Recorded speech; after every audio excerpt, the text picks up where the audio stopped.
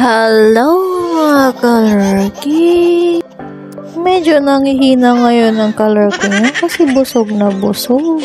Habang magpapahinga ako dahil nga sa busog, naisipan kong mag voice over na lang o i-yarn. Ilang araw na rin kasi akong hindi nakakapag-upload. Dahil ilang araw na rin umuulan, tinatamad talaga ako bumangon. Lagi lang ako nakahiga, nood-nood lang sa Facebook, sa YouTube. Mabangon lang pag kumain at maliligo. Pagkatapos nun, higa na naman. Oh my Ito nga pala yung part 2 ng gala namin ng friend ko. Dahil mainit sa lugar kung saan kami nanggaling, naisipan namin pumasok sa mall para magpalamig. Magpapalamig at manggugulo lang ng paninda kasi alam namin dito sa mall, mahal talaga yung mga paninda. Kaya naisipan namin ni Frenny na pumunta sa KKV. Mahabang lakaran naman. Hindi nga namin kabisado papunta doon kaya bahala na si Batman kung saan kami mapupunta. Bali dalawa pala tong mall na magkarugtong kaya di mo na kailangan bumaba para doon dumaan. Kaya yun nga, sabi ko kay Frenny, pag nakita na namin yung dilaw na ilaw, dun na yun kung saan kami pupunta. At yun nga, nakagilap na namin yung KKV. Mas marami talagang pumupunta dito para lang magpalamig pero hindi mamimili. Karamihan din dito mga estudyante. Number 1 yan, mga estudyante, manggugulo lang ng mga paninda. Dapat sana yung mga estudyante, pag wala nang ginagawa sa paaralan, diretso uwi na. Oh yeah. Nang matulungan naman nila yung mga magulang nila sa gawaing bahay. Ibang-iba na kasi yung mga kabataan ngayon, di tulad noon. Tulad ng kabataan ko, katapos sa paaralan, diretso uwi na. Dahil mga kabataan noon, takot na takot pa sa tatay o sa nanay. Kaya never talaga ako naglakwat siya ng kabataan ko. Pero nung college na ako, doon na. Pero 2 beses lang naman ako nag-undertime nun. Dahil nga sa college na, doon na ako nagkaroon ng jowa. Date pa more. Panira talaga yung first boyfriend ko na.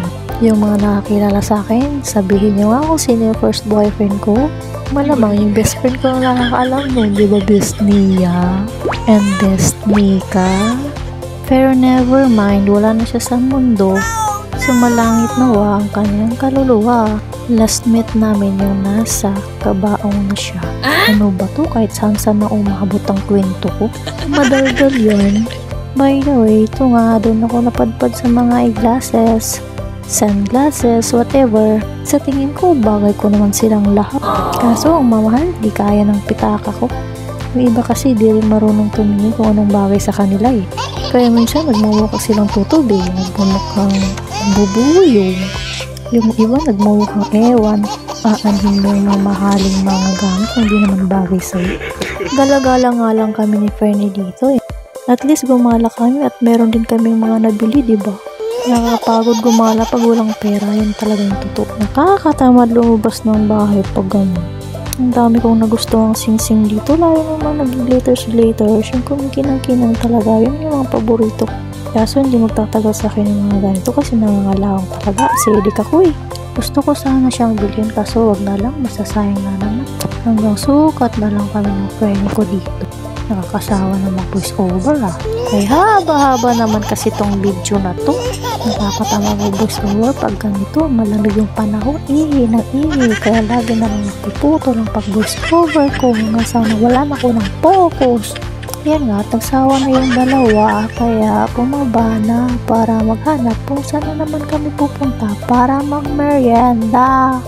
Kaya naisipan na naman namin ni Frenny na pumunta sa food court kasi andun yung crush ko. Doon kasi siya tumutugtog minsan. Ewan ko lang kung andun siya ngayon. Siya yung crush kong laging nasa post ko noon na laging may bit-bit na gitara. At yun nga, dumating na kami dito sa food court, dito sa ground floor.